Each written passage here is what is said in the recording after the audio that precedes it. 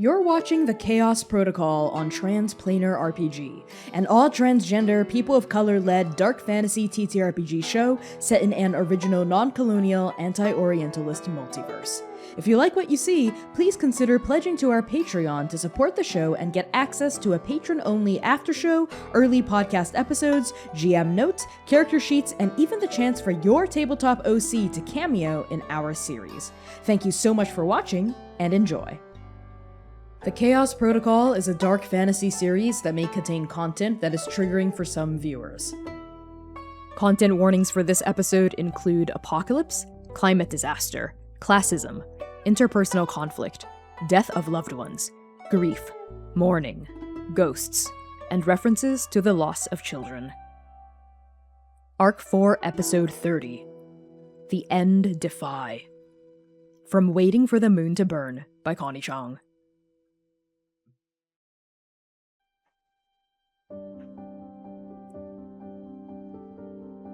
Samishi Ereber's greenhouse is a spacious and stately structure. But with this many people in it, it feels smaller than it's ever been. Bigger, too, in a way. Alive. The committee stands beside a long, dry fountain. These are the lead organizers of the garden, who work closely with Samishi on all manner of projects. They carry out day-to-day tasks, direct longer-term initiatives of construction and survival, and serve as the liaisons to the wider community. The committee is comprised of a robust mixture of ages and backgrounds. There are, of course, the elders of the garden, who sit in wheelchairs and lean on canes and walkers, talking amidst themselves in low tones.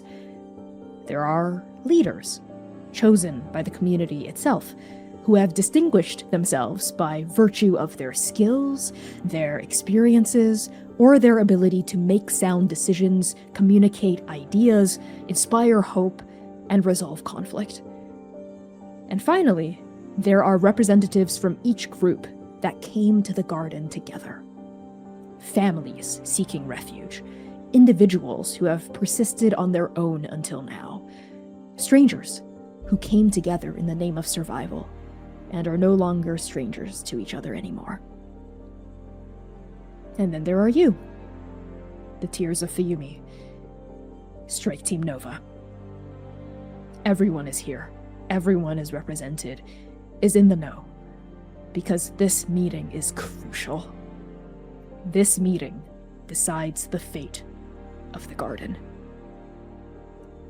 A committee member is currently speaking, an elder with green scleras and bright orange irises. She is addressing Samishi Ereber, who stands by her workbench, and for once, Samishi is not multitasking. Her hands are still and folded in front of her lap as the elder talks, and Samishi's gaze is focused. The elder says, "The committee is ready to share our official recommendation for apportioning vital assets to the construction of the shuttle. This recommendation comes after hearing researched arguments from the Tears of Fayumi and considering the needs of the garden. Samishi-san, so that the Tears and those who wish to leave might find reasonable success in their venture, and so that those who remain might still survive, we recommend that the garden provides no less than 50% of the engine's power supply." And at that, the Tears react. There are low murmurs from Saral and Dr. Wu. Libra's mouth twists. Begun lets out a slow, steady exhale, and Jack lifts their head and speaks.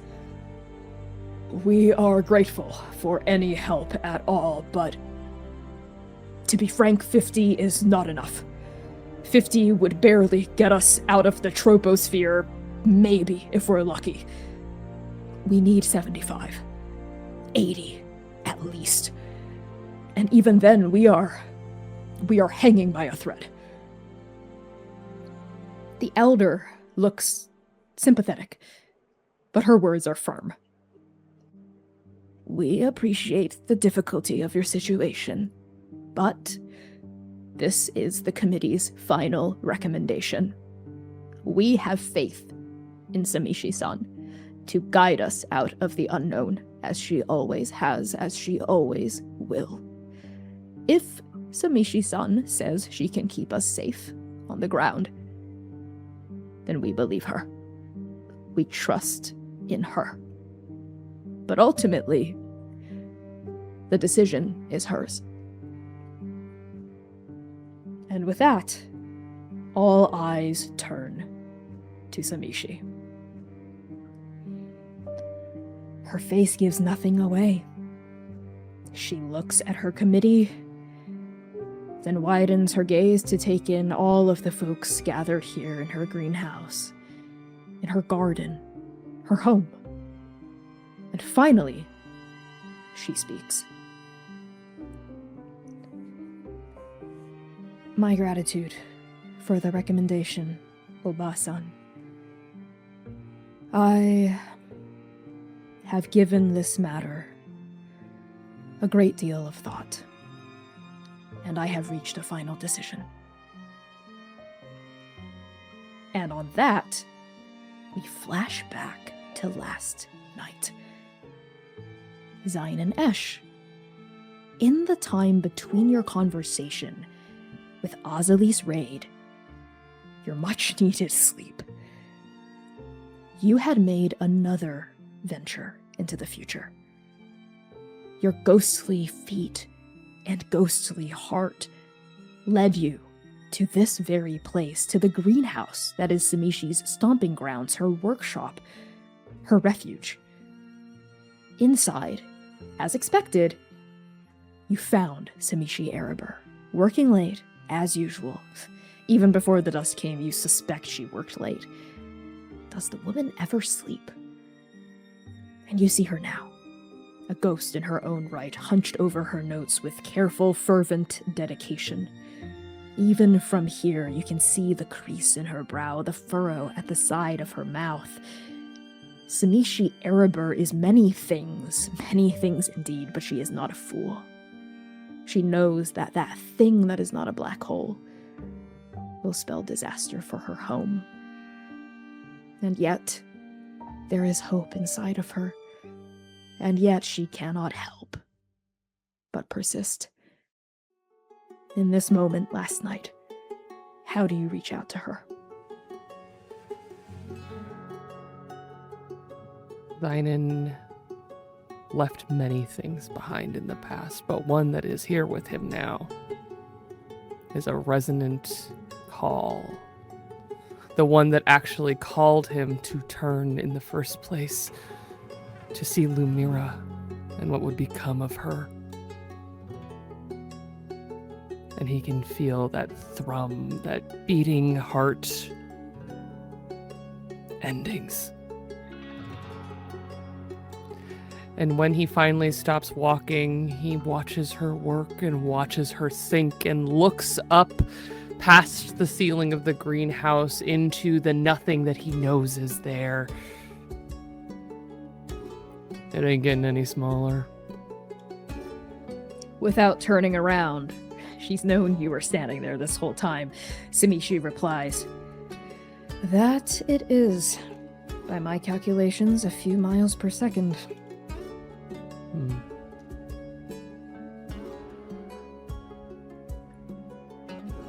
I know that staying feels noble.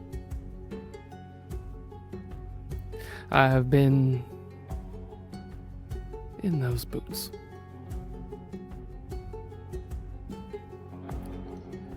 Her hands still over her notes, listening to you, but she does not yet turn around. And she says, "This is not a matter of nobility, or honor, or pride. hubris and ego. No, those are the things that defined my husband. No, I stay because I know exactly what I am capable of. And I know that this is what I owe my home, what I owe my people. A chance at survival. So long as we still breathe, there is still hope. We can still make this work. I can still save Kaseki. And as she speaks, you hear so much of yourself in her words. Yourself from 10 years ago, yourself from 10 minutes ago. But now you're on the other side of it, looking forward in a direction that Samishi has not yet guided her eyes toward. No, her eyes are down on the work, on the past, on a world that is already gone, already dead. It just hasn't happened yet. And she's too smart not to know it, but still it is that hope that makes her think, makes her believe maybe she could do it. She has to. It's where her heart lives. There is nothing but respect and resonance in Xainan with Samishi Erebor, someone that he thought he would despise on meeting. He can feel that pain, that fear that drove him to not leave the Lodestar, to deny his partner's calls to go with them, because he was afraid that it would hurt her. And that promise, that awareness that he gave Azalis that he would be moved, he hopes here and now to get just a glance from Samishi towards the future. Because he knows from what Azal told him and from what he saw how hard it has been to get that engine. And if they are going to get off this world, which they are going to get off this world, they need so much more than someone who will close the door on a dust storm and die there.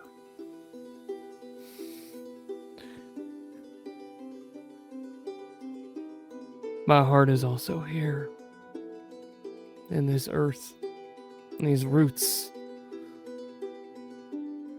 I respect that.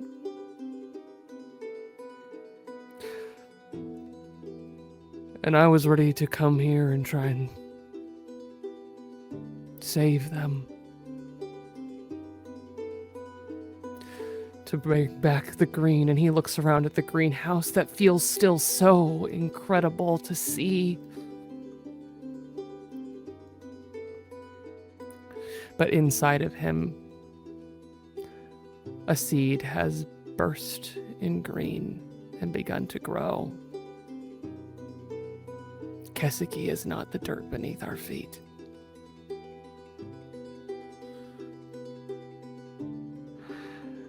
I learned something traveling with the tears, getting to know them. Dr. Wu, Saral, they're here to take Kaseki with them, to remember our stories, to bring it to the Lord so that when someone says, "What happened to Kaseki?" it sings in the stars.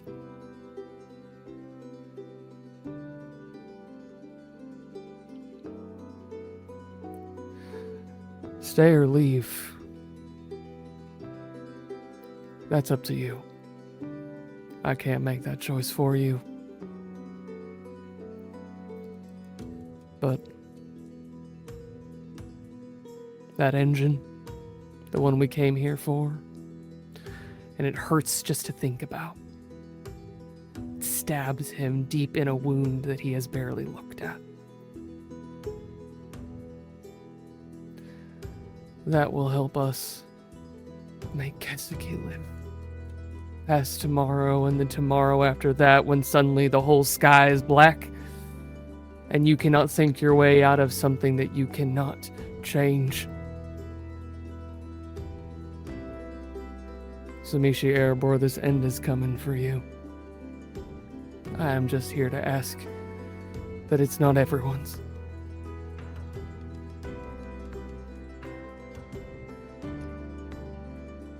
Her head stills, goes down slightly.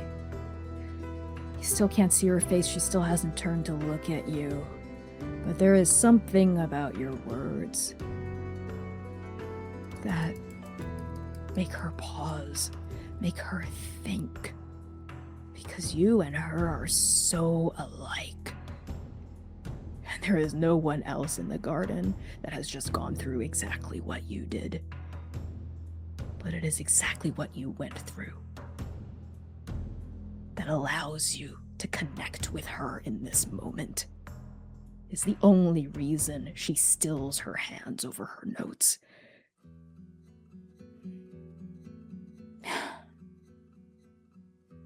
And when she turns her head slightly in profile, you see the deep bags underneath her eyes. You see her ink-stained fingertips. You see the constant forward momentum, and you see Lumièra. Fiercely intelligent woman capable of anything she puts her mind to. But here you are able to offer Samishi Erebor something you could not to Lumièra because you did not know, because she did not know at the time, which is the knowledge of the wall. The wall that no mortal can surmount. No god, no domain, no precept. Lumièra crashed into it, had to find her wings by falling. But maybe, just maybe, you can spare Samishi the cruelty of making everyone else here crash into it as well. And she says to you, her face in profile, I thank you for your words, Xainan Esch. I will think on them. You should go to bed and rest yourself. You look ghostly. She turns her head back to her notes and continues working. And now, a day later, we come back to the present. Samishi's eyes on you, Xainan, briefly, and then she softens her gaze to take in her entire community in the garden. And when she speaks, you could hear a pin drop throughout the greenhouse. And Samishi Erebor says, my final answer is, you can have the engine. Not 50%, not 75%. All of it. And at that, there are murmurs rippling through the greenhouse. The tears look at each other. Jack just looks shocked and then slumps in massive relief. Begun puts an arm around her shoulder, but Samishi isn't done. She continues.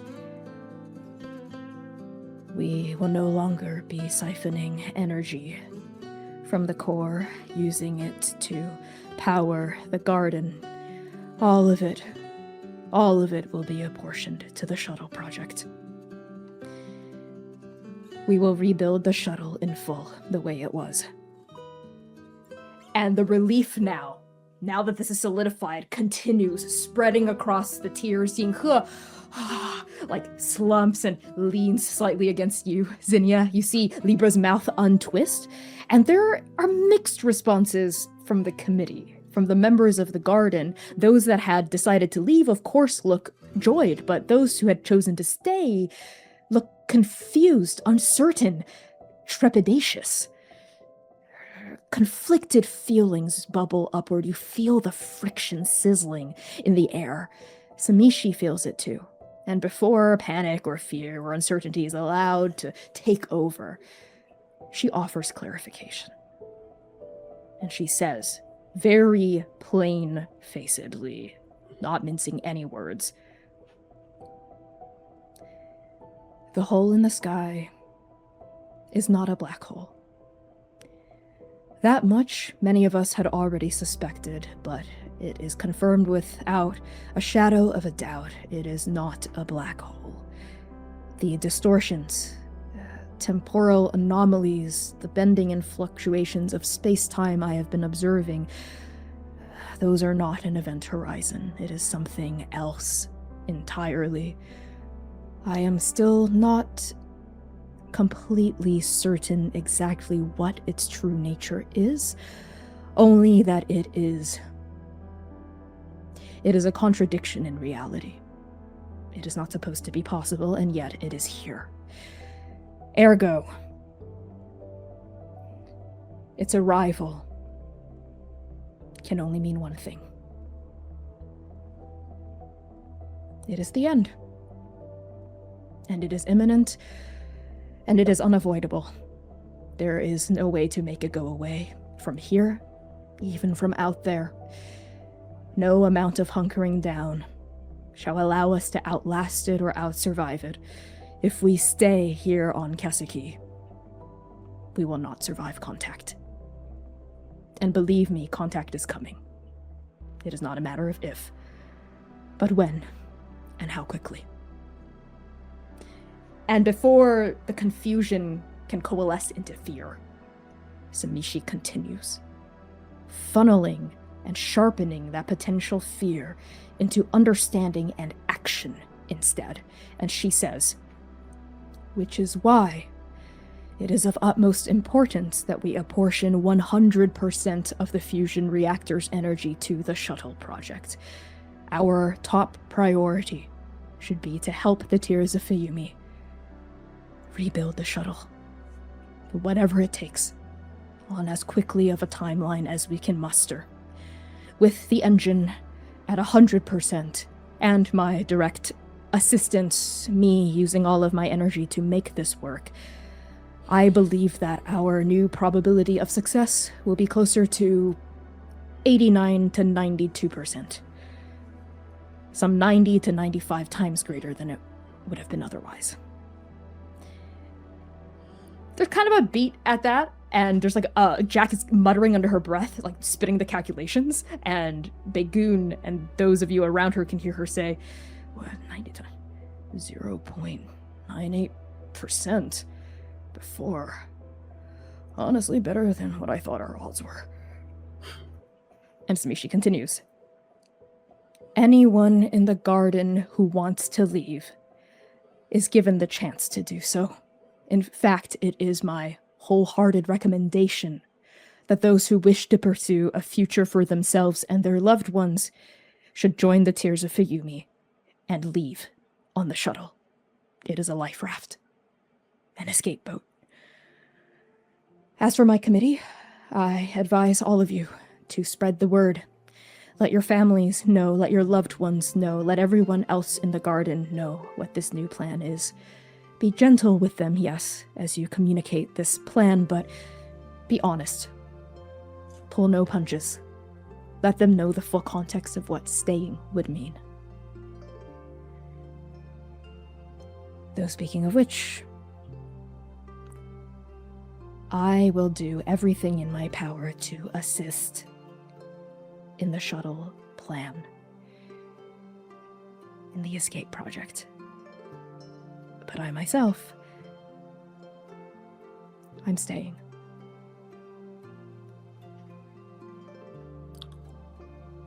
Her people react to this. There are noises of shock, overwhelmingly of protest. And we pan back to all of you as well to get your reactions. Xainan watches, listens, and with tears just rolling quietly down his face of relief, but also to hear a voice of Kaseki accept an ending that he thought had happened a decade ago. An ending that he called aloud last night. To hear it exist There's grief and hope and gratitude. And when Samishi looks his way, he just tips a hat. In that moment of eye contact between you and Samishi Erebor, you feel that same connection that you did last night. That frankly you did since the moment you met her. And you know, in so many ways you are the same. And that respect that you hold for her, she returns to you in that gaze. You too, Xainan Esch, you have already passed with your world. And yet, here you are, your story living on. And you know that hers will too, in what she's built, in her people, what she's made possible. And what he will tell. And now we pan over to Lumièra and Seir. Seir only has one reaction. What a woman. He honestly didn't expect 50, 60, let alone 100. She is a savior, really, and she has always been. Now we pan over to you, Lumièra.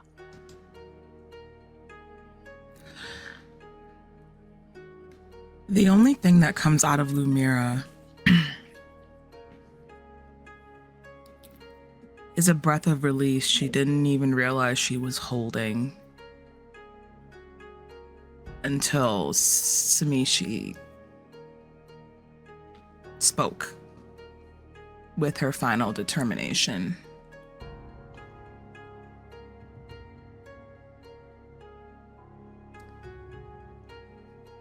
This can help.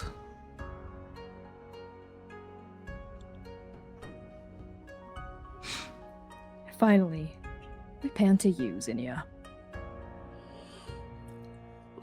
I think amongst all of the faces that are confused Zinnia's with that party, while there is a part of her that understands and knows what it means to accept this grief, to accept what remains, or not what remains, but what will become of Kaseki, the place. There is a much more, I think, earnest, scared part of her that doesn't understand why someone would. And I think she is maybe one of the first here to raise her voice and say, 1 second, sorry, my headphones are giving me a little grief. Just want to share in the grief party. Aesthetic. Homophobic. Genuinely. This is homophobia. Okay, I'm back. Sorry. No, you're good. Zinnia in this moment, I think, raises slight objection to Samishi's wishes. Now, I understand, but why not have everybody come with? Anyone who wishes to leave can leave. And again, it is my wholehearted recommendation that folk do so. But this choice of mine for myself, Kaseki is my home. Kaseki is all of our homes. But for me, this planet, I was born here, and I always knew I would die here. Here in the dirt, in the purple grass, in the ash of the volcanoes, under the gem-toned sky, cotton candy clouds, the chirping of raptors in high summer. Where I've lived, where I've grown, where I've grieved, and where I'll die. This is how I want my story to go. And if my story is going to end here, then so be it.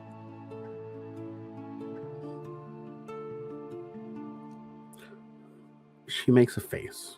She understands still, but I think part of her is still scared about that, not just for Samishi, but for anyone who chooses to stay. But she nods, she relents, and I think she will accept, looking towards the tears. Any of y'all want to stay, or y'all coming with? There are looks around at you as well. Everyone is nodding, affirming that they want to come with. Everyone except Dr. Wu, who steps forward and speaks up, and she says, I'm staying as well. And Soral's eyebrows shoot up. Her jaw parts slightly, and she goes, Professor, Dr. Wu, what? But there's so much work we still have to do. None of us can do this without you. I can't do this without you. The Tears still need your expertise. They need... And Dr. Wu places a hand on Soral's shoulder with a steady and warm smile. And she says, I have taught you so much, Soral. And you are also greater than the lessons I could ever impart upon you. Oh, I'm an old woman. And my husband, I met him here. And though we left this planet together, he died because of what happened to him here. I brought his ashes back to Keseki to lay him to rest. And this is where I will be laid to rest as well. It's what I want. I've always known it. Zinnia's face goes a little dark, not out of just a pure pained feeling. The Tears are her family, and she doesn't want to bear with the grief of losing another family member. Not again. Not it's too much. And I think she bites down on her lip hard enough for it to immediately start bruising up. And she speaks. Doctor, I understand. And I think it would be selfish of me to ask you to come with us. Is there anything we can do for you? And I think she turns to Samishi, or for anyone else who chooses to stay. We owe you that. That's very kind of you, Zinnia. I think the best any of you can do for those who choose to stay is to respect our wishes and carry our stories with you. And she looks over at Soral at that. You can have it. All of it. My research. All of my data banks, all of my holopads, my notebooks, my journals, my documents, my folders, my graphs and charts, my findings. All of it. Here, all of the work I've done on trying to make the dust bloom again. To bid water from a rock. To squeeze life out of death. I am very close to figuring it out, and I have not the faintest doubt that you will be able to continue this research and ensure that this does not happen anywhere else. Because believe me, I know how the lords think. And this will continue to happen unless someone stops it. And that someone is all of you. So yes, please take and use my research. Learn from it, build on it, refute it if you must, poke holes in it. Certainly I will have no objections, but I do have one request.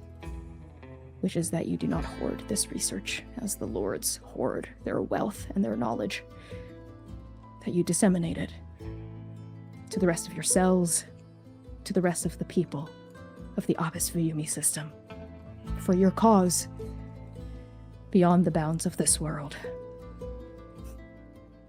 And I suppose my voice and my memory and my heart will linger in the binary codes of my work. Sorrel nods at that. Eyes full of tears, she squeezes Dr. Wu's hand on her shoulder and says, "Yes, Miss Erebor, we absolutely will. And I will personally make sure that your research reaches the people it needs to reach. And we can build on it and use it to make the future that we know is possible." Dr. Wu smiles at her mentee. So much more mature. So grown up now. And then Dr. Wu's eyes meet yours, Zinnia, seeing the bruised lip, seeing the emotions being bit back, the strong front you're putting on, and the soft, deep grief inside of you. And Dr. Wu says to you, "Darling, it's quite all right. You're not failing me by letting me stay here. I need you to know that. You are letting an old woman choose how she wants her story to go. You've saved me already by bringing me back here. This is how my journey ends. With my husband on our planet."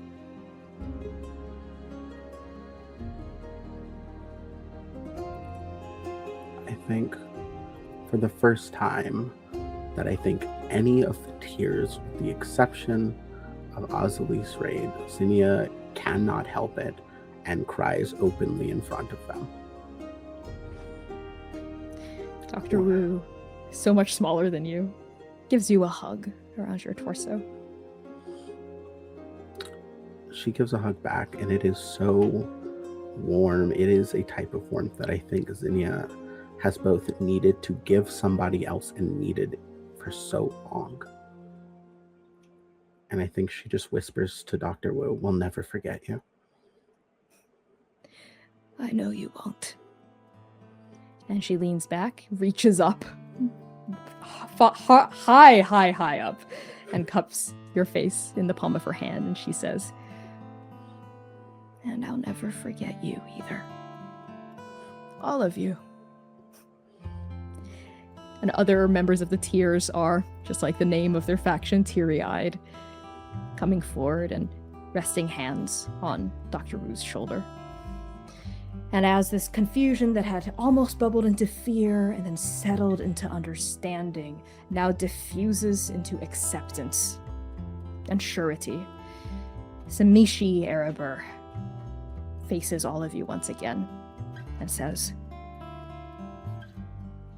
"There is an old saying here on Keseki, back when the world was green,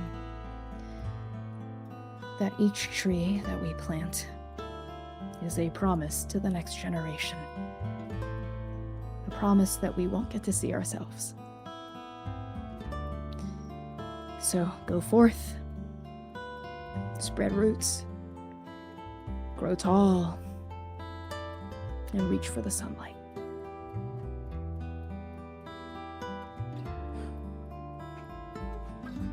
We fade to black on this scene. And when light and color spill back into frame, we find the members of the committee, the Tiers of Vyumi, and Strike Team Nova spilling out of the greenhouse itself. People talking amongst each other, heading off toward the shuttle construction site, off to their families, off to their loved ones to spread the news, to make sure everyone knows. And we hold on you now, Zinnia, amidst the throng coming out of the greenhouse, and you see, a little ways ahead of you, Lumièra, the back of her head, rather. And Lumièra, what is the emotion that even from here, Zinnia can sense from you?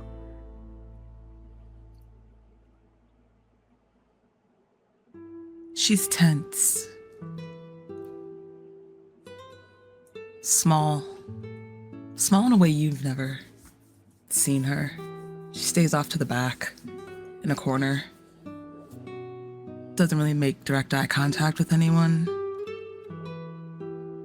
The only one you really kind of see her interact with is Seir. Zinnia knows, I think, what this physicality means. And Zinnia wants to prevent it happening to somebody else. So Zinnia walks over, and I think almost a little blunt, at Lumièra.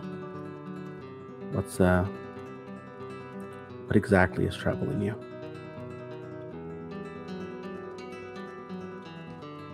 She freezes. You can tell in her body language that you probably were one of the people she was trying to avoid. She turns to look at you. Keeps her gaze pointed at your feet.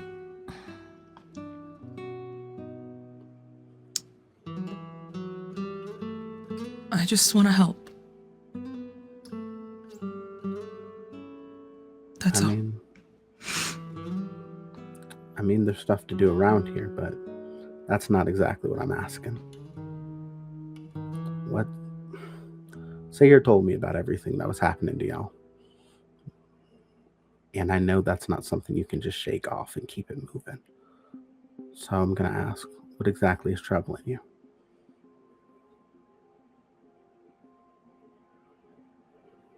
She's silent for a minute. Runs her tongue along her teeth. You hear jingling. The chain. She's fiddling with her pocket watch, clicking it. You can tell it's a nervous tick of hers.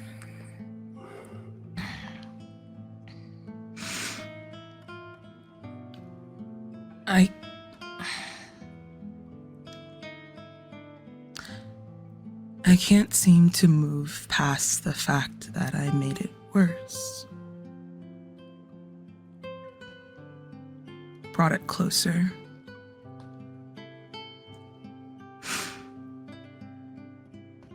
I'm a healer, Zinnia. I'm a fixer. I fix things. I help. That is my calling. It always has been.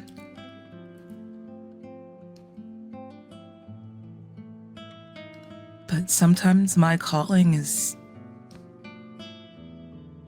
too big for me to grasp. But I still try.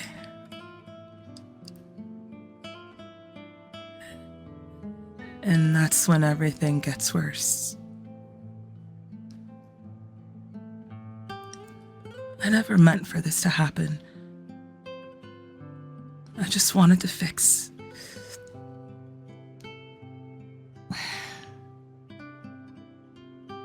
I just wanted to fix it. I think Zinnia's face was already relatively warm upon walking over. After the conversation with Samishi and Dr. Wu, there's no, I think, hardness left in her at this exact moment. But I think it turns into an almost pained expression as some of the things you say hit her so very near and dear, so very close to who she was.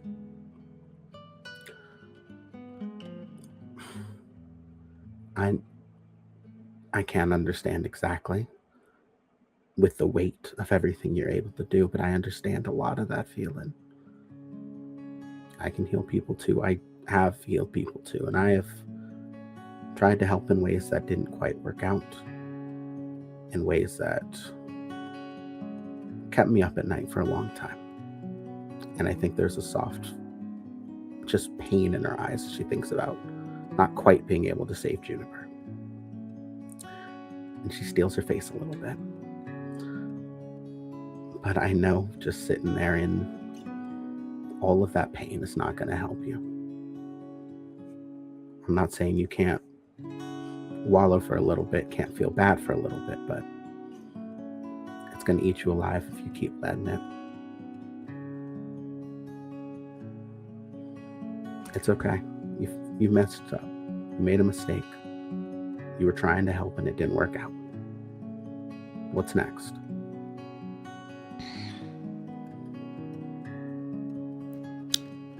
She lets that run over her like warm water.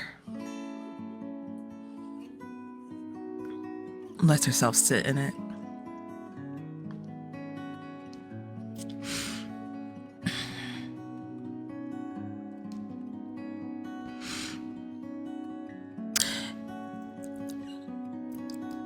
I lost my home too. To this.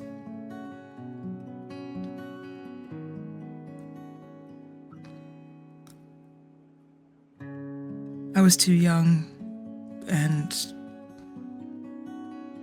I don't remember much, but it was too fast before anyone realized that we had to preserve it, move it forward, take it from wherever it disappeared to into wherever we were going.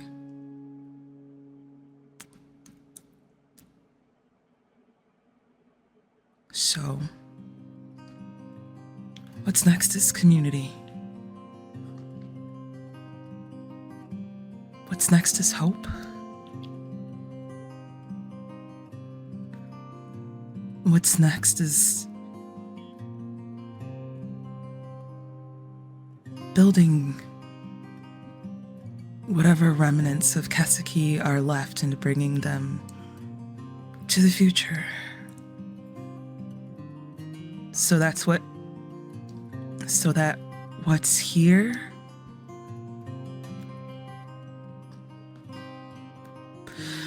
won't be lost to time, oblivion. It's held in the people that still stand. So,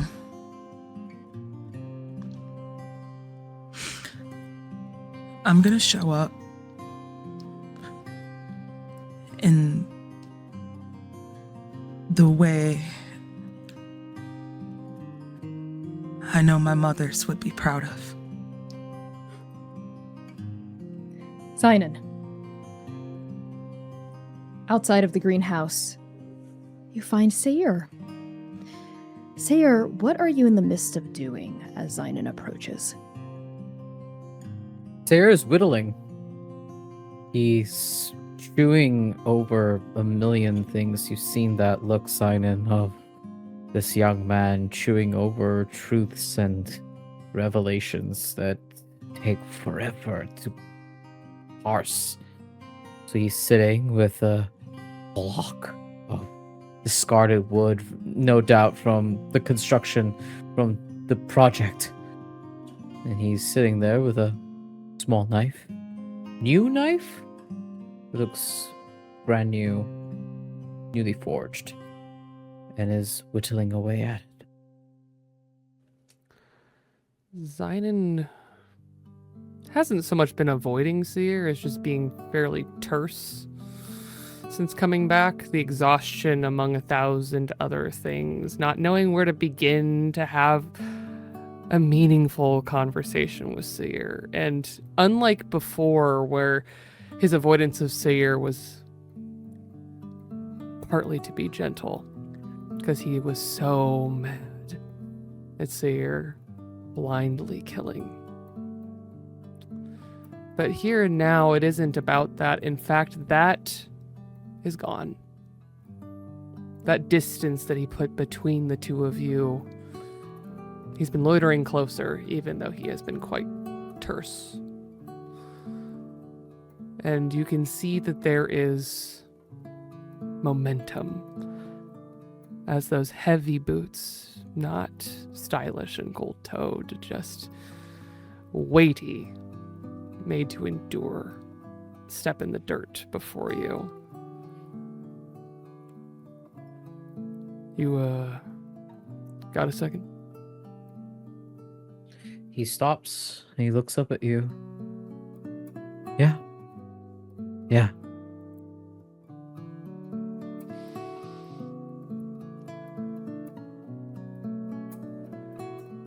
It took me a moment to hear back what happened to you when we were gone. And as he says that, that dust is still just flowing off of him ever so gently. It doesn't seem to hurt, but it does echo a shared grief that you both have. A memory, a time, a place where he put a giant ford between the two of you because you are a lot like her.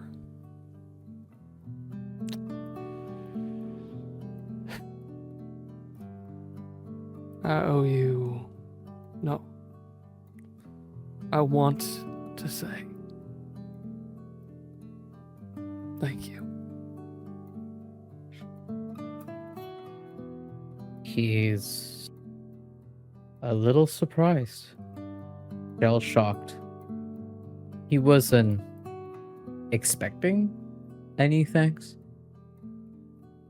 We all did what we had to do.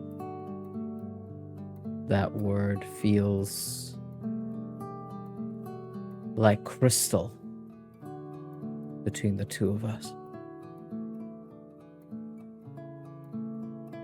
And he nods, accepting it. It feels foreign for this young man to just accept something like that.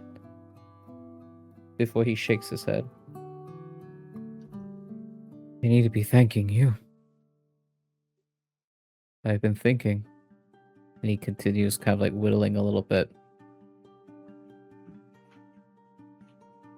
I asked you to make an impossible choice. And I know that.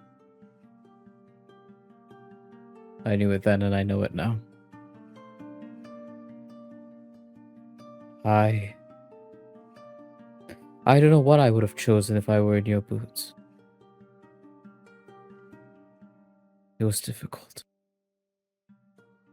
I had to make it, actually, a similar choice. Defy my father or save my family. Either way, I'd betray a family member.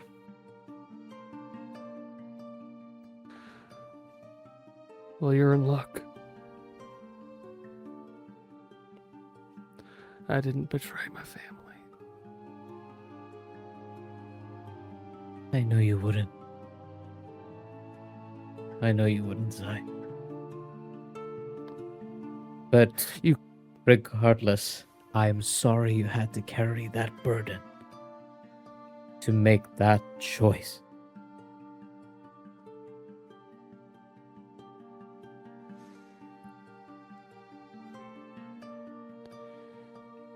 And there is no armor that he can put up to deflect it, to say no, to write it off.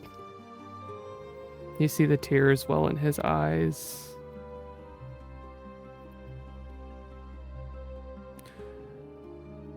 You made it so I could. And you called me to do the right thing. You asked me. I wouldn't have had that chance to save all this if you were not stubborn, brilliant, A redeeming quality, I suppose, in the end. Stubborn like you. Oof. You should really fix that. I'll hang on to it a while longer. You can't scare me away, Zai.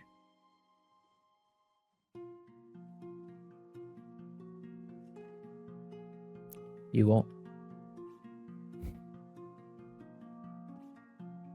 And we fade to black on this moment. Time passes. Days. Almost a week. The garden comes alive with activity now. As the news spreads, most folk decide to pitch in and join the shuttle plan. And the build hits maximum capacity. Jack is everywhere, directing folk, patching up holes that need to be patched, redoing the designs as more and more parts are added to the pile of supplies. And there are folk, of course, who choose to stay. Not too many, but they do exist. Most of them elders, or folk who have lost everyone. Made new family, new loved ones here, yes, but they resonate with the call to stay. To choose Keseki. To choose this version of an ending. These folk, regardless, also help in the ways that they are able, and it is amidst this hustle and bustle of the next week that we find you, Zinnia.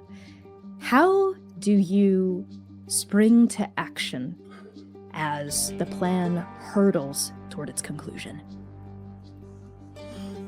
I think one of my first questions is Yinghe with me. Absolutely. 100%. Yes. Yeah, I think Zinnia and Yinghe actually are sort of bouncing around, navigating what needs to be done between each separate group and segment. Because yes, Jack is handling this part, but is communication getting from Jack to other members who are doing different things? And I think that is a lot of what Zinnia is doing, sort of, I don't want to say micromanaging, but it's kind of what she's doing a little bit. You're producing the... She's producing, exactly. Yes, you're managing. Very, very necessary. There are a lot of moving parts. Jack is many things. Jack is a great mechanic, a surprisingly adept architect of vehicles. They're not a great people person. They're not really good at managing folk, so you step in, and Yinghe is also not great at people management, but Yinghe is great at taking direction and doing what needs to be done if you tell them what to do. So together, you're able to act as the connective tissue between the doers and the people carrying out instruction. You work alongside the rest of the tiers, alongside Jack, alongside Yinghe, of course, and dozens of other garden residents to help build the shuttle, put it together. And there's this momentum that's going now. Everyone working and building in tandem, sweating under the unlight of oblivion, as this hollow skeleton of this massive structure, this shuttle, gradually gains flesh. We see it over the course of multiple days as people bustle, and we see a time lapse of a bunch of people moving and the shuttle coming closer and closer to completion. We see it gaining tendons and tissue and eventually a heart as the engine is connected to the shuttle. It is a massive object, completely encased in a metallic vacuum vessel to cover up the fusion of it all. It is easily the size of a building, and it has to be towed out from a kind of secret underground enclosure that opens with like a hidden panel in the earth. And it is towed outward by a massive, muscular overland vehicle. And even then, this huge truck sputters and groans and struggles to tow it out before finally parking this reactor by the construction site. And now everyone bustles around it and figures out how to hook it up and whatnot. But as soon as the engine is disconnected from the grid of the rest of the garden, everyone was prepared for this. Samishi gave warnings well in advance. The shield comes down. That thin membrane between nothing and everything was perhaps nothing more than the illusion of safety. But still, without it, the winds are certainly physically harsher, the muted glare of the triple suns more acerbic. And in the absence of this shield, The tears step up. All of you. You need to, and you want to. You offer additional support, protection, security for the residents of the garden. You keep watch beyond these walls for threats both perceptual and mundane. And now with the engine hooked up to the shuttle starts to light up, vibrating and sputtering and groaning into the night. And construction begins to hurtle toward a finale. And it is amidst all of this that we pan across the hustle and bustle of the shuttle, of the engine, of the tears of you, Zinnia, and Yinghe, and we find Lumièra. How do you pitch in over the course of this week?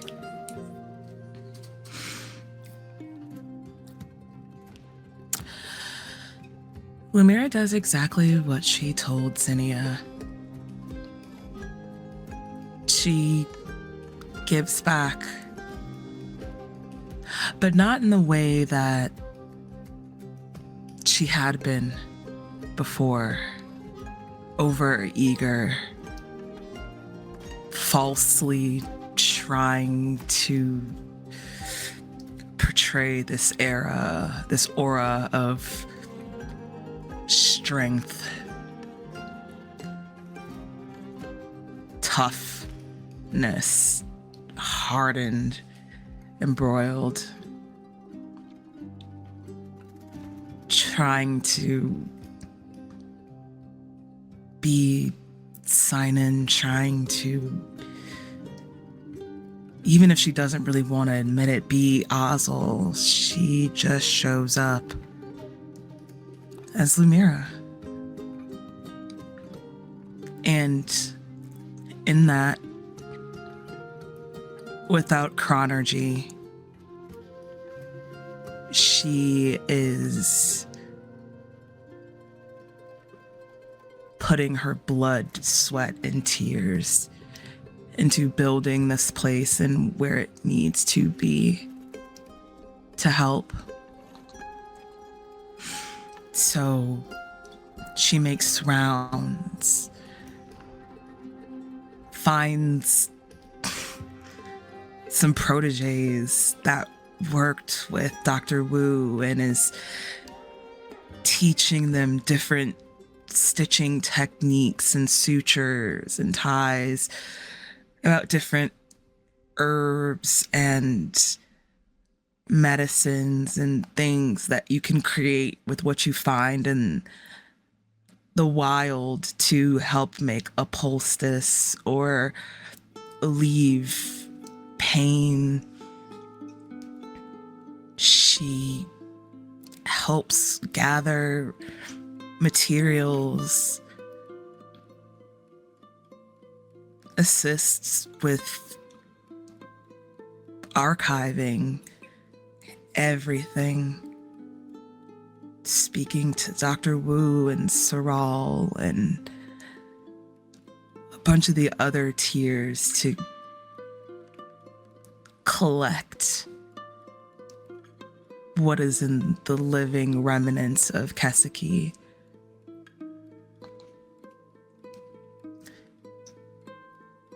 Tungal didn't get this.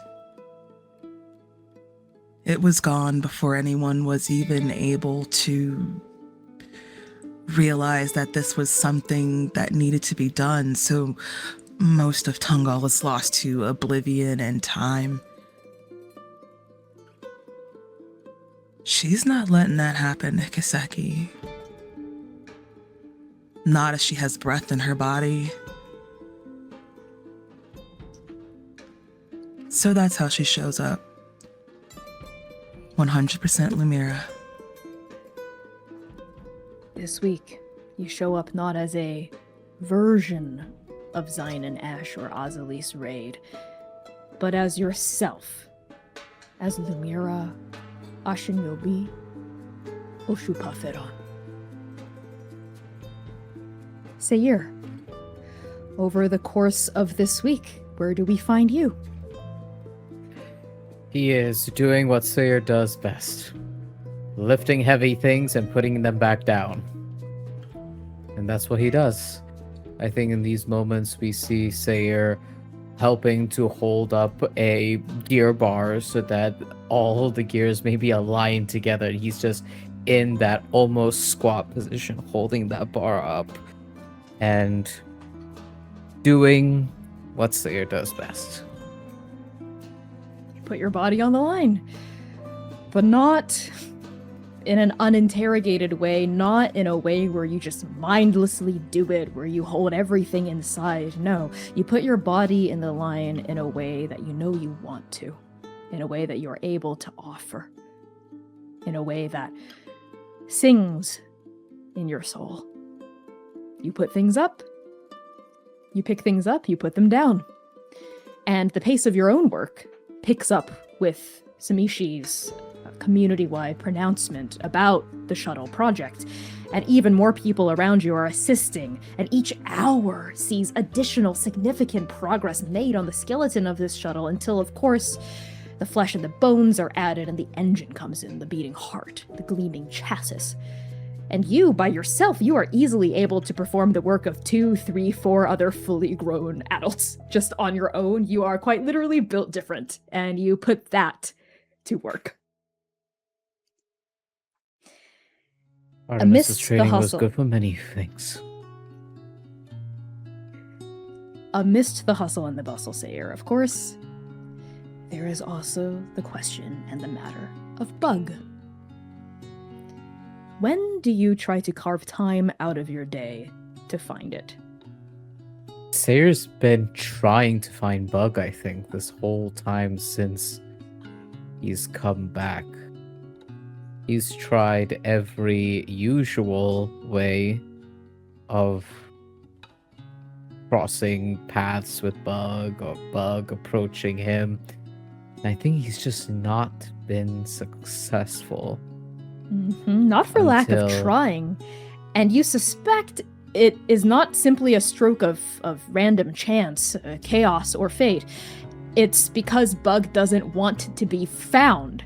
It is particularly and suspiciously very, very good at not being seen when it doesn't want to be, even by your hunter's eyes.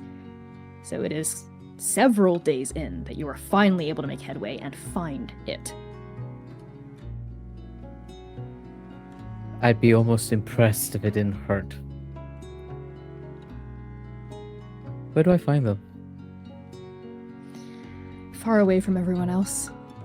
In a secluded, isolated area, a patch of dusty dirt, not by where the kids are playing, not by the shuttle site, not by the sleeping hutches, not by the community center, not by the greenhouse. In fact, on the opposite side of the main gate, far to the north of the garden, in the shadow of the northern wall, close to where the main structure of the Erebor estate used to be, but now has been requisitioned for simply being a supply and storage unit. You see them in the shade of this place.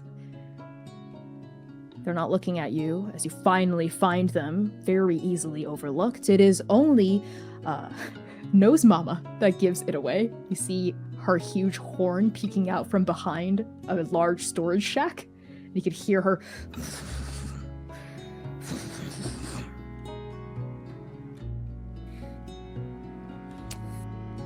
And Seir approaches slowly, and I think at first he was sure of himself. We see the slow, sure-footedness as he's approaching, arm already outstretched, maybe to touch their shoulder, their head, their face.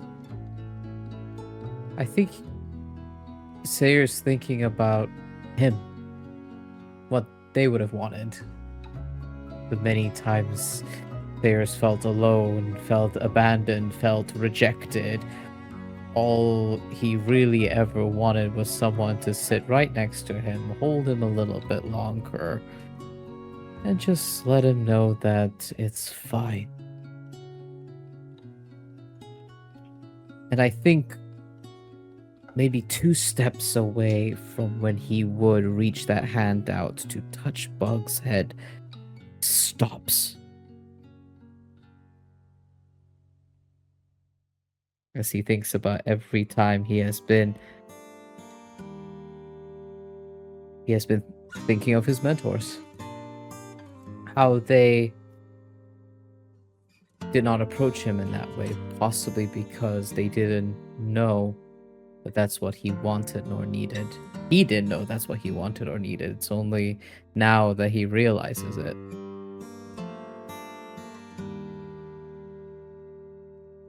So he learns. He pulls his hand back, crosses his legs, and sits right next to Bug instead. He pulls out that block of wood with that knife, whittles away at it.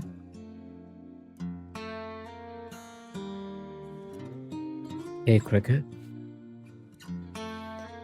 Bug's back is turned to you. They're sitting in the dirt and using their hand to kind of just scuff at the earth, clawing at it like an animal might, to sharpen its claws. You can see your monk spade leaning against Nose Mama, looking like it hasn't been used much. Its gaze is not on it at all. And when you call it Cricket and talk to it, it just says without looking at you,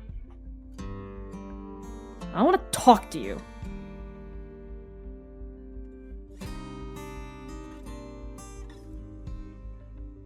I know you don't. I know that I'm probably just making things worse. But Yeah, it doesn't you stop are. the fact. It doesn't stop the fact that I owe you answers and the truth. Whatever.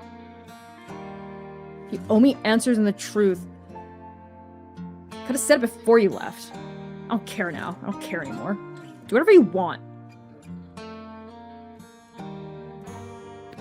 And I will. I should have told you before I left. I should have known everything that this would cost. And I knew that my team needed me. And I wish I could sit here and I could tell you that I will never make that choice again. But that's not true. That is a lie. Sometimes my team is going to need me and I will be away from you. Sometimes fate and circumstance might pull me in a different direction from you and I will not be here. But that doesn't mean that in that choice, even though I would make it because it is necessary, that I didn't hurt you. I did. And I'm sorry. Well, if you're just gonna be gone, then you should just leave. Because if you're... When you're gone, you're gone. There's nothing left of you. So why should I even care that you're here anyway? Because you're just gonna leave eventually, right? Everyone leaves eventually. I'm not just some kid. I know what happens. People die. People lie, they leave you, and then they die. Even if they don't want to leave you, they're just gonna die, so... What does it even matter? Why does it matter? And Seir thinks about that, really. He holds that question in his mind. Why does it matter? And he continues to carve at the face in that piece of wood. And he thinks about it for a little longer before he thinks, I don't think that's true. I don't think people are ever gone, erased completely. Even if they're sucked into nothing, oblivion, the void, whatever you want to call her. I don't think that's true. I lost my sister. What are you talking about? I lost my sister. She vanished into nothing. And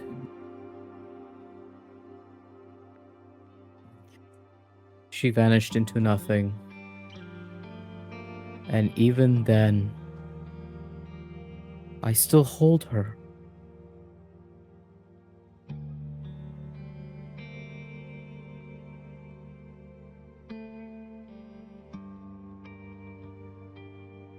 Even when she vanished into nothing, I still have her.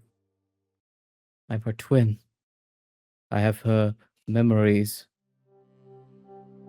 I have her wishes, her dreams, her story, her love, my love for her. I don't have my mentor here, but every single day I do things, I think of her. I think of what they've ever told me. And I carry it now and I carry it forever. Even when I think it's complicated. But I don't think that's true, Cricket. I don't think people just disappear. Even if I'm not here, by fate, by circumstance, by death, by whatever, I still love you. You are my first mentee. You are brilliant, and I care about you deeply. Even if I'm not here, my love for you remains. My lessons to you remain. That love, the lessons, they're there. Whether you deny them or not. Fuck. But I think you get to decide. No, you do decide. If you want it. If you choose it. You're going to take it up and carry it with you.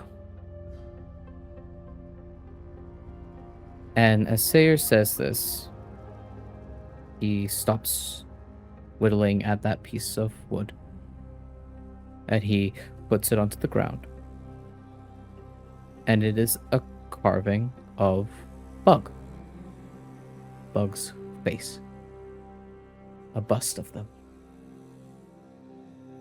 And the knife that he had made, forged in the days while they were working on the shuttle, he sheaths it and places it right next to that block of wood.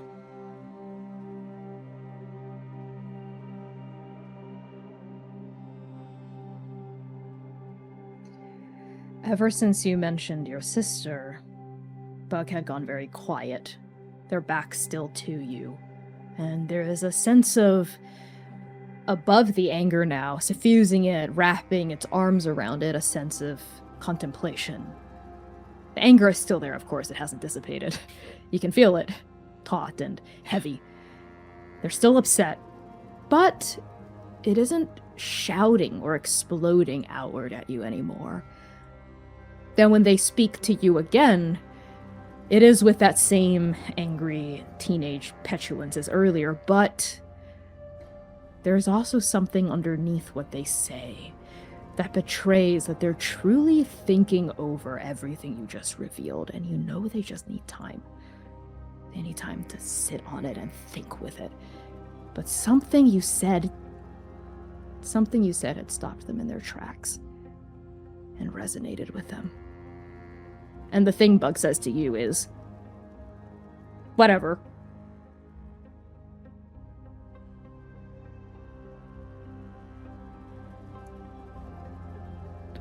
Love you, Cricket.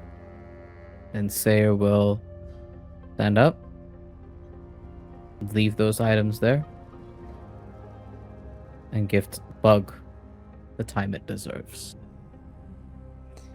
Bug does not pick up the knife or the statue, but they don't push them away either. And now, Xainan, we find you amidst the passage of these next few days, this next week. How do you pitch in and help the people of the garden, the people of Keseki? My name is Xainan Esch, son of Sorna and Ija Esch.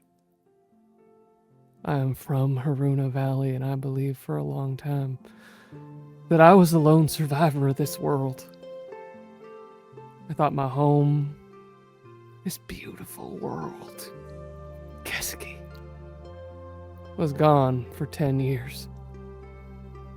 We see Xainan talking to a small group of people, not looking at a piece of paper, but looking them in the eyes. But not just looking at them, looking around them, past them, sort of everywhere. He's been busy talking to people. And here it is now on the edge of oblivion. What a gift to stand here in the dirt of our ancestors. And, yeah, oblivion will take this. All of this. What I would have grieved for 10 years will be true very soon. And it will be gone. But Keseki won't be.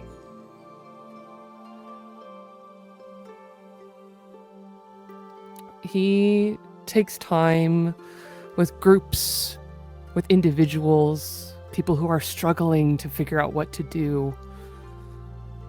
But also, it makes it so much easier because Xainan Esch has remembered to hold the ghosts. The ones that spoke with a clear clarion voice from a dead man. And he is also speaking to them, asking them to come with us. Ghosts weigh nothing. They don't take up seats on a shuttle. And if we carry them with us... Our ancestors are not the dirt that we buried them in. They are in the stars that shine a light for us in the dark. I respect those whose path ends in that vast nothing. I thought I would one day lay beneath the old twisted tree where I buried my parents and my daughter. In the valley my ancestors cultivated it, where any of my joys were born. I just ask that we love those that are staying here to sing our songs until the dirt, the stones, the mountains, the air of our home is gone. And if you choose to stay, we will take you with us, and Keseki will not be gone. We will take the songs with us, and Keseki will not be gone. We will release fireflies under a different sky for all of you and for everyone that we lost. And Keseki will not be gone. And we will endure.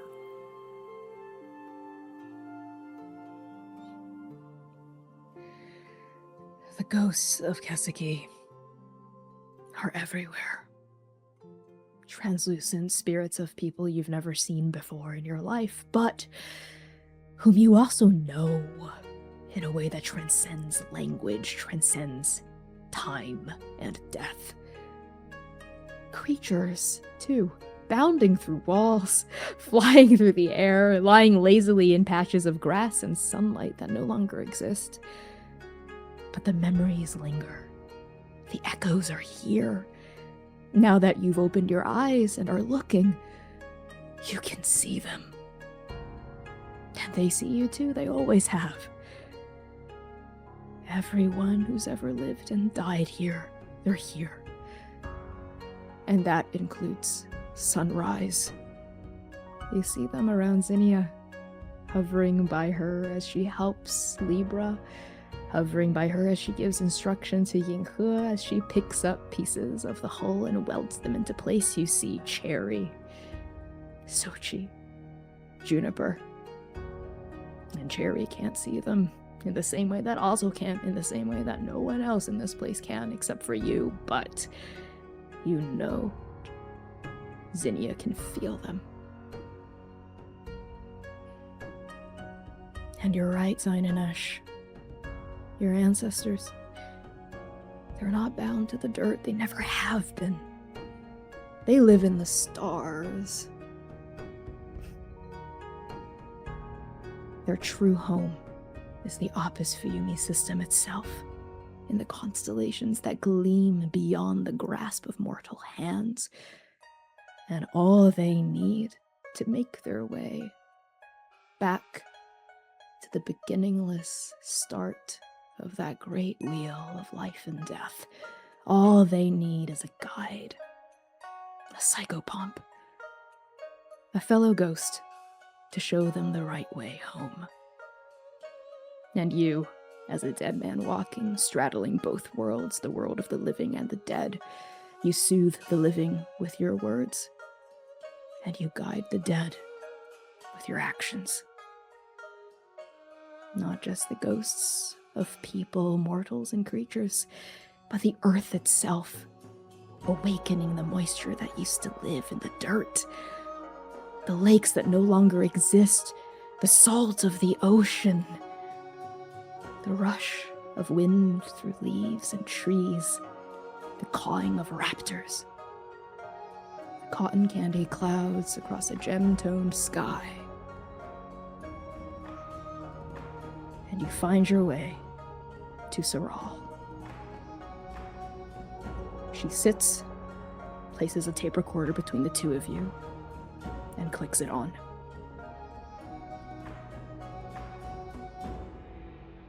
Xainan speaks the story that he's told mechanically to archivists. He's grieved it to lovers. But what he tells Saral in his own voice, but through him, the voice of his parents, their parents, his partners, his daughter, the raptors, the stones, the twisted old tree. He speaks them all for Saral. He leaves the worst parts for the dust to eat. But he makes sure that in there he sings the love of the lodestar studding.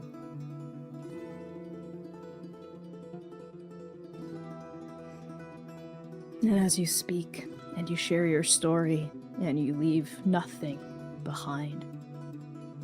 Not even the hard parts, not even the painful parts, but folding the grief and the love together in the same hand. You see around Saral so many ghosts, for she carries their memories, their stories, in the same way that she now carries yours. And just like Zinnia, just like Ozzel, just like every other living mortal here, she can't see them. She isn't even really haunted by them in the same way that Ozzel and Zinnia are, but there is a warmth to Saral's smile as she listens to your stories, the good, the bad, and the ugly, as she writes down notes in her journal. A warmth in her smile, as though she can feel them anyway. And through this, you live on. And we're going to end the session there. Thank you all so much for tuning in to the penultimate episode of Arc 4. I cannot believe it. It's what? Okay, before we get to that, we're gonna do some introductions. Oh my goodness. Starting with our incredible guest star for the evening, Hickman.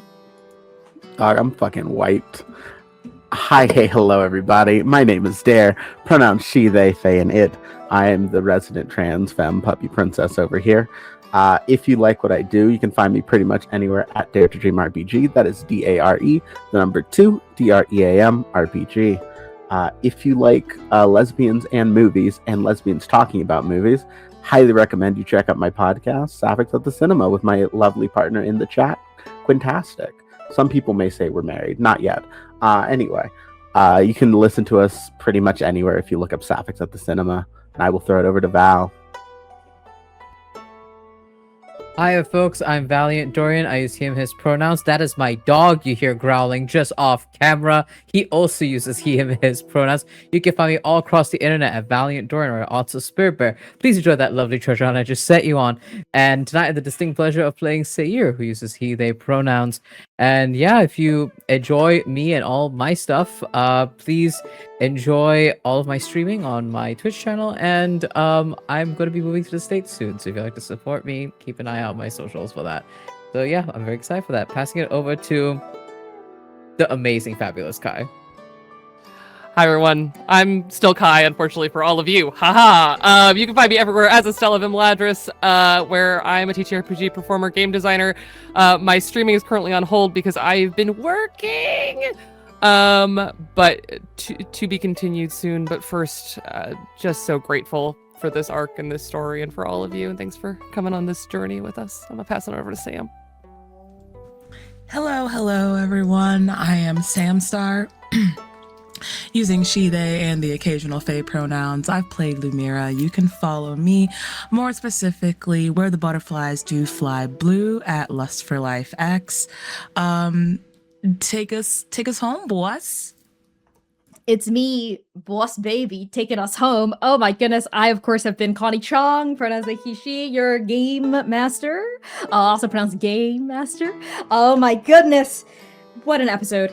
Before we do our usual outro spiel that I do, I just want to remind everyone that there are 5 days left on the Force of Extinction backer kit, which means that it's gonna end before the next time we stream, which is why I want to do a special shout out for it.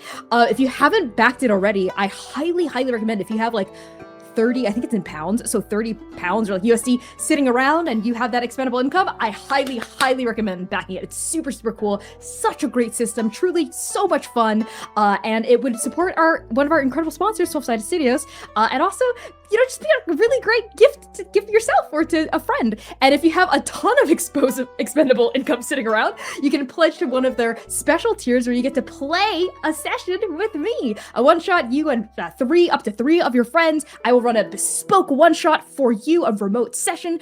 Session 0 is included. We're going to do care gen, all that really great stuff, and it will be tailored exactly to everything that you might want. So highly recommend checking that out if you've got some moolah lying around, because I understand. Have you ever been personally victimized by Connie Chang and you wanted to get your ass beat just like we have? This is the time to do it. Ever want to be buffeted by fiberglass for fun? Yay! Do you want to see a creature? Yes, yeah, I will correct. make a creature just for you. I will make a special Connie critter just for you that preys on your deepest fears and queerest desires. If you want to get a little fruity, we get a little fruity. Yes. If you want to cry, if you want to get your feelings hurt, if you want to feel something, if you want to feel alive, and have a cathartic experience, and you have money, consider pledging to that tier. And I'm sorry. I'm playing with me. Anyway, okay, Sia's telling me to wrap up. Sia is doing the thing. To cease and desist. Okay. Cease and desist. I'm sorry. The best part is the caption. Anyway, regardless, check it out. Connie never kisses the bit.ly/. brick first, Lena. Trans FOE live. Yes, go check it out. And speaking of things drawing to an end, we are almost at the end of Arc 4. Can you believe it? Because I can't. That means there's one stream left. One stream left. We are chugging ahead right at the end. That's right. We are streaming the freaking finale of Arc 4 next week. That's right. Next fucking weekend, Saturday, July 18th at 8 p.m. US Eastern Time, right here on Twitch and YouTube Live. Now is the time to get your friends and family to tune in. If they've never watched Transplaner before, fuck it. Tell them to sit in and enjoy what's going on. Get your friends, get your family, tell them to come. Everyone's invited to the party. It's a big popcorn party. Lots of popcorn. It's gonna be great. In the meantime, you can support our show by joining our Patreon, joining and participating in our Discord server, making fan works if you are so inspired, posting about Transplanter on Blue Sky, See Is Losing Their Mind, Instagram or Tumblr, rating our podcast, buying merch from our merch store, and most importantly, telling someone else about the channel. Your now no longer estranged ex, your Connie. half remember. Okay, I'll stop. Okay, your friends, your parakeet. family, your home, Your parakeet. what? Your Marisa, your dog, your cat, your horse, your parakeet, or the ghost of your parakeet. Thank you all so much, Transplanters. We are going to see you next Saturday, July 18th, at 8 p.m. U.S. Eastern Time for the finale, the grand finale stream of Arc 4. Okay, he's telling me to go. Okay, in the meantime, we're gonna be rating something really awesome. I'm sitting here just watching C in the background like... Thank you all so much for joining us. Have a great night. Thank you. Thank you all so much for joining us. Love y'all. We're gonna be See rating you something next really week. awesome. See you next week. Love you all. Shpijo bijo. Hello, Transplaners. You know what time it is. Sponsor Connie time. For Arc 4, we're collaborating with the Working Families Party, who are building a multiracial coalition of working class people to make our communities a better place to live for everyone.